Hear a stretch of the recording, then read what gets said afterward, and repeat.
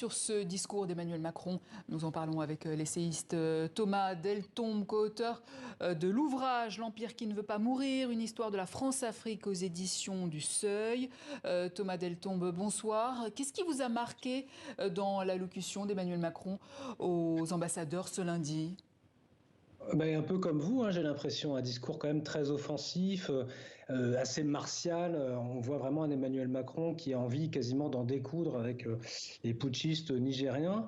Alors c'est vrai qu'il y a une forme d'arrogance là qui a dû surprendre un certain nombre de commentateurs, puisque vu la situation dans laquelle se trouve la France depuis quelque temps, en Afrique et en Afrique de l'Ouest en particulier, on pourrait s'attendre à un peu plus d'humilité, un peu plus de modestie. Bon, ça c'est sur la forme. Sur le fond, vous avez montré un extrait où Emmanuel Macron parle de cohérence. Là, il essaie de vanter la cohérence de sa politique africaine. Là aussi, je pense qu'il y a un petit souci, c'est que je ne sais pas très bien qui ça peut convaincre, dans la mesure où il y a seulement 2 ans, il a adoubé Mahamat Idriss Déby au Tchad, dans un pays voisin, dans un coup d'État constitutionnel. Donc il y a une forme là d'incohérence, à mon avis. Pourquoi soutenir un coup d'État à un endroit et pas dans un autre ?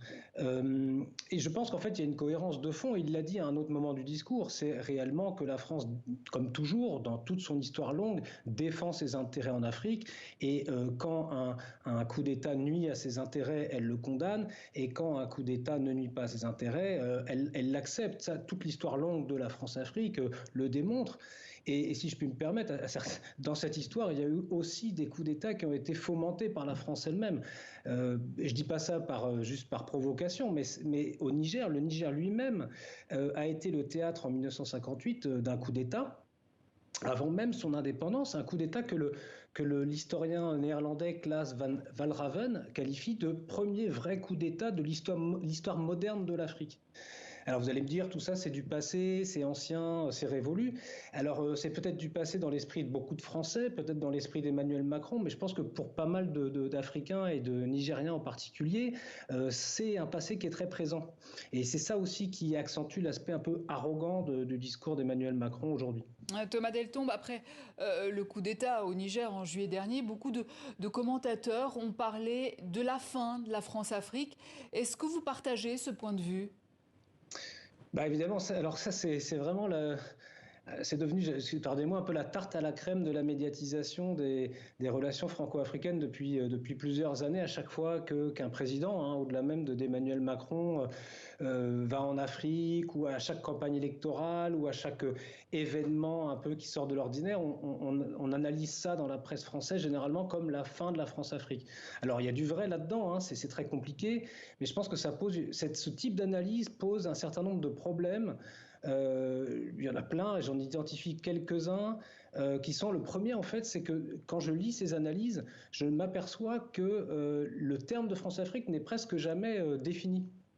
Et donc du coup on nous dit que c'est la fin de quelque chose, mais on ne sait pas exactement de quoi il s'agit. Alors ça c'est un vrai problème. Nous dans le livre que vous avez cité tout à l'heure, on essaie de donner une définition de la France-Afrique, d'en donner une généalogie pour qu'on sache un peu de quoi on parle. Parce que très souvent on a l'impression qu'on parle un peu dans le vide.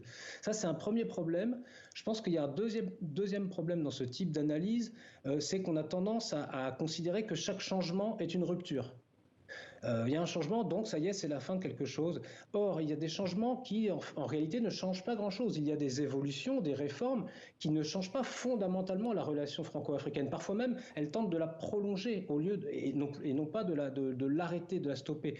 Il y a un exemple assez flagrant, c'est la réforme, entre guillemets, du franc CFA en 2019, annoncée en tout cas en 2019 par Emmanuel Macron. Le franc CFA, 4 ans plus tard, est toujours là, en Afrique de l'Ouest et encore plus en Afrique centrale. Et le troisième problème, si vous permettez, et ça c'est une question habituelle dans les médias, on s'intéresse plus, les journalistes, les commentateurs, etc., on s'intéresse plus à ce qui change qu'à ce qui reste. Ça c'est classique, j'incrimine personne en disant ça. C'est vrai que pendant tout l'été, là depuis le 26 juillet, on a eu plein de titres dans la presse française, coup d'État au Niger, qu'est-ce que ça va changer, etc., ce qui est parfaitement légitime. Moi-même j'ai lu ces articles avec beaucoup d'intérêt. Pendant ce temps-là, il y a plein de choses qui restent qu'on ne voit pas. Alors justement, Thomas Deltombe, il y a cet autre pays dans l'actualité, le Gabon, toujours dans l'attente par ailleurs des résultats de la présidentielle. Est-ce que ce pays, souvent présenté comme emblématique de la France-Afrique, prouve bien que la France-Afrique n'a pas disparu finalement, selon vous? C'est exactement ça. C'est-à-dire que si on reste sur la question des unes de journaux, on a vu un coup d'État au Niger, mais on n'a pas vu Monsieur Bongo toujours président du Gabon. Et en même temps, ça se comprend. Comme ça fait, je crois, 56 ans que la famille Bongo est au pouvoir, ce serait un peu lassant à la longue. Et donc, le problème, c'est ce qu'on raconte dans le livre, ça crée des effets de loupe. On se focalise sur ce qui change et on ne voit pas ce qui reste. Ce qui évidemment amène à conclure à la fin d'un cycle, au changement, à la rupture, etc. Mais je pense qu'il faut prendre ça avec des pincettes parce que dans le cas par exemple de la famille Bongo est au pouvoir depuis donc des décennies et l'attitude de la France reste toujours un peu la même, c'est-à-dire qu'elle ne proteste pas, elle n'a pas protesté en 2016 quand le QG de Jean Ping, l'opposant principal d'Ali Bongo à l'époque, a été attaqué, je crois, par hélicoptère, faisant 2 morts. Non, la France n'a pas suspendu sa coopération militaire, par exemple. Et là, aujourd'hui, ce week-end, on a eu des élections qui ressemblent fort à un coup de force électoral, et on verra comment ça tourne. Mais il est fort probable que ça ne fasse pas ni la une des journaux, ni que Emmanuel Macron en parle pendant des heures et des heures, lui qui était en mars dernier, je crois, au Gabon, où il a salué, sous prétexte d'une politique environnementale, il a salué son homologue gabonais. Mais alors, Thomas Deltombe, d'après vous, que faudrait-il faire pour réellement mettre un terme à cette France-Afrique? Bon, bah ça, c'est, oui. Alors ça, c'est vraiment la question assez un peu difficile. Je pense quand même, et effectivement, la fin de la France-Afrique, ça va pas se terminer avec un claquement de doigts, hein, ça c'est certain. C'est une réalité qui est ancrée très profondément dans l'histoire des relations franco-africaines, donc c'est pas quelque chose qui va être déraciné très facilement. Simplement, je pense que plus de 60 ans après les indépendances africaines, on pourrait quand même essayer de mener une politique qui respecte la pleine souveraineté des peuples africains, ce qui suppose, je parlais du franc CFA par exemple, de sortir du système du franc CFA, de démanteler les infrastructures militaires françaises en Afrique, de cesser de soutenir des autocrates mal élus. Et tout ce que je dis là, c'est pas des choses particulièrement révolutionnaires, hein.